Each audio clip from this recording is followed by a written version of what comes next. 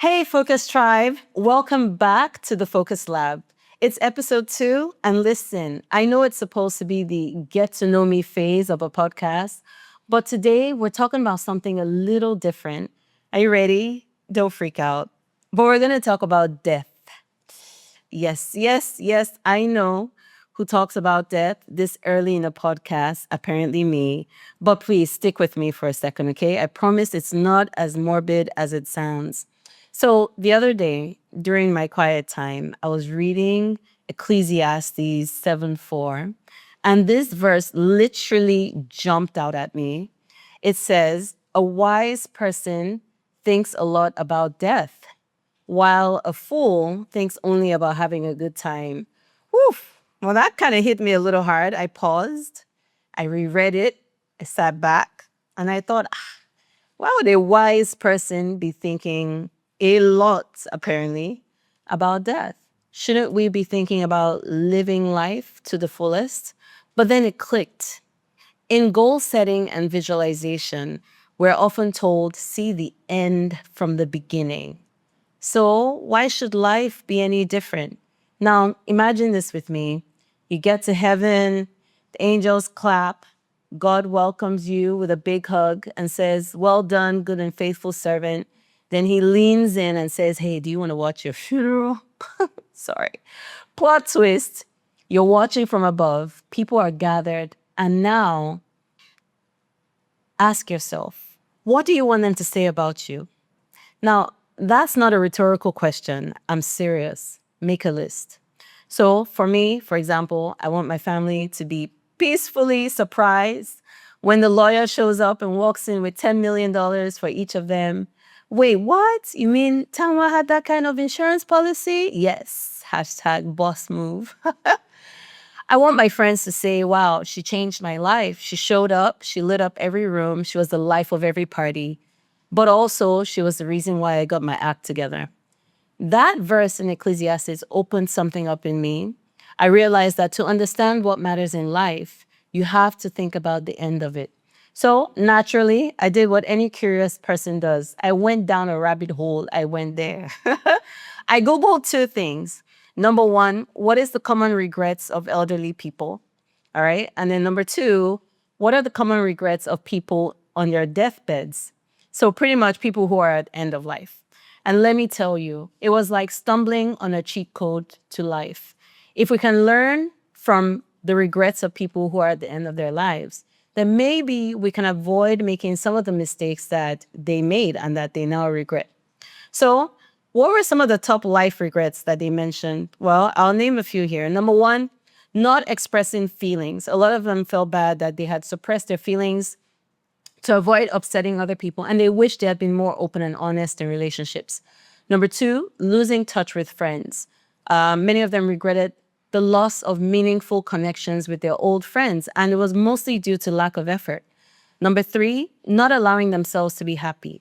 Some of them regretted not embracing happiness because they had these self-imposed limitations, or because of fear or because of judgment, they worried what other people were going to think about them.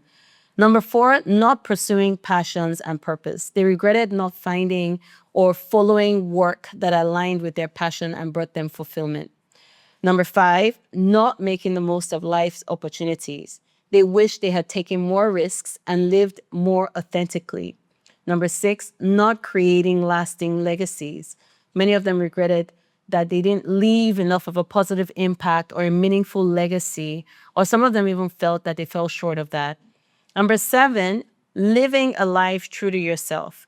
They regretted not having the courage to just live according to their own desires, their own beliefs, and instead were conforming to society's expectations.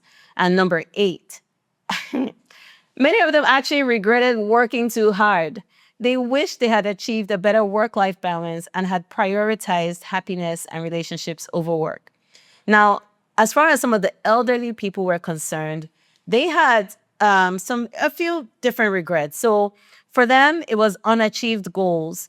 They didn't pursue personal or career goals, and they lacked the courage to take important risks. Number two was health-related choices. They regretted not prioritizing their health when they were younger. Listen and take note. So they regretted the fact that they had unhealthy habits. and they delayed medical care. The third one was relationship issues. I thought this was very interesting.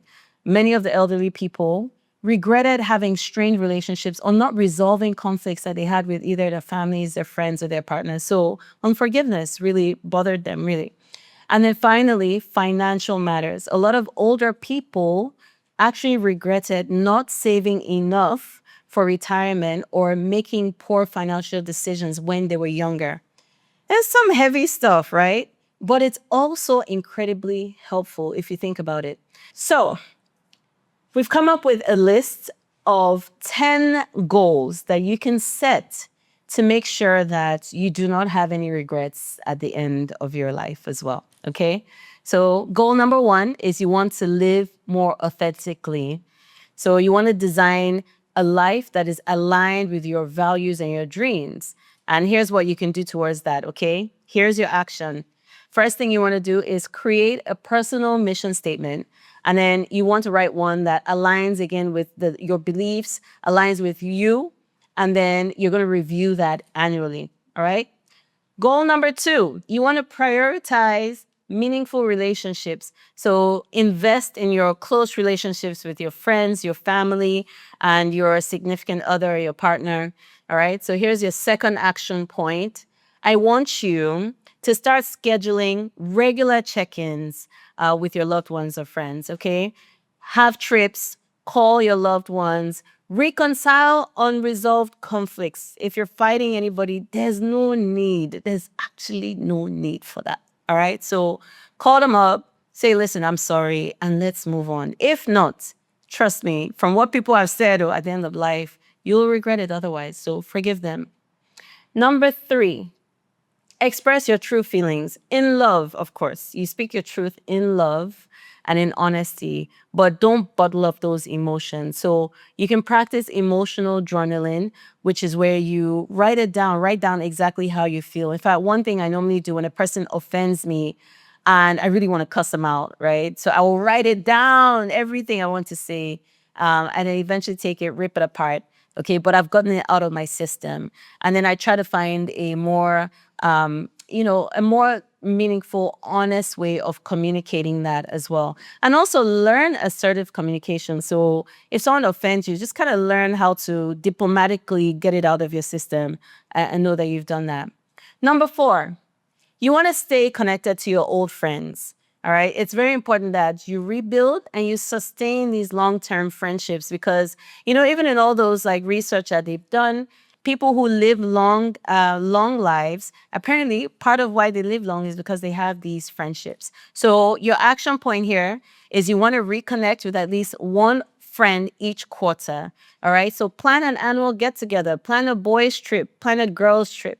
All right. So do stuff to make sure you stay connected to your old friends.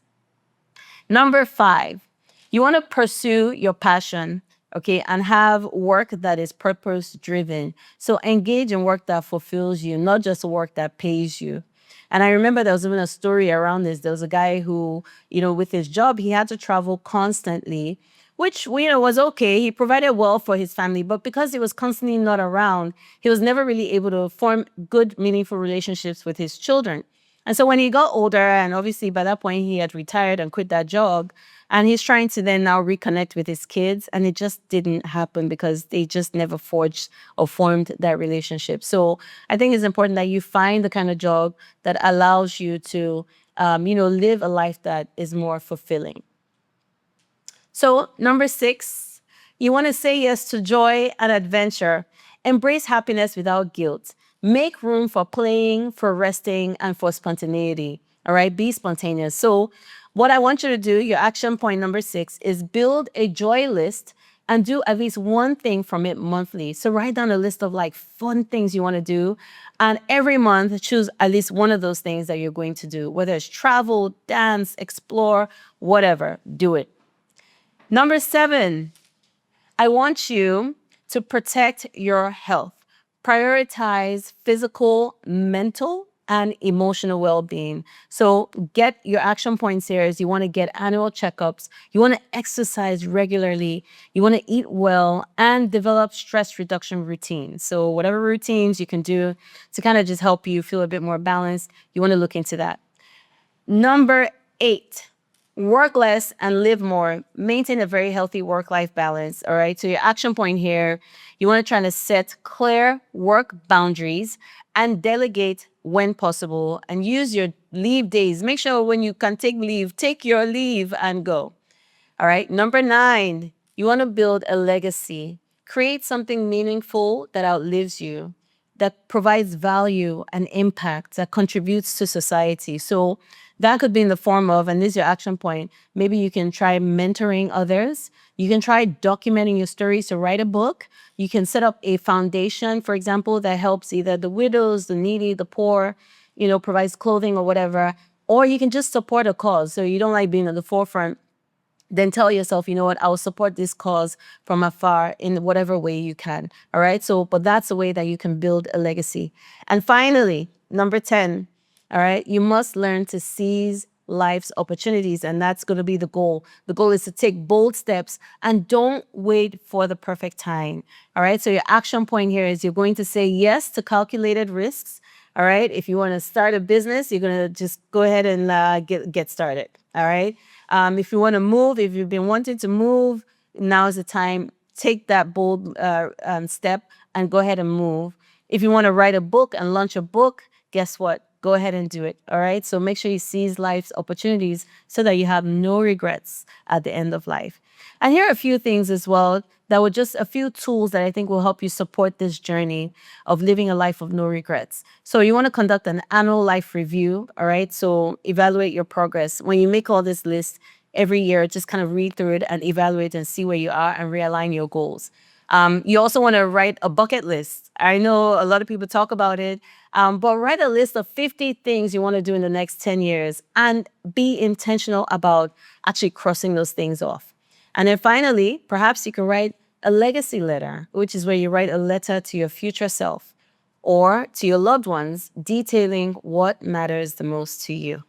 All right. So now this full list is posted on the Focus Tribe to our online community. So you're also going to get a legacy letter template, an annual life review guide, and a Focus Live bucket list to help you plan boldly. So go ahead and head over to tanwashuru.com and join the Focus Tribe. And when you sign up, I'll send you a discount code for the Focus Life Planner, which will be your new sidekick for living with clarity, impact, and peace of mind. But before I go, let me leave you with this. A wise person thinks a lot about death, but not to be gloomy. It's to live fully, to live intentionally, and to live with focus. So thanks for hanging out with me in the Focus Lab today. And until next time, stay grounded, stay growing, stay focused.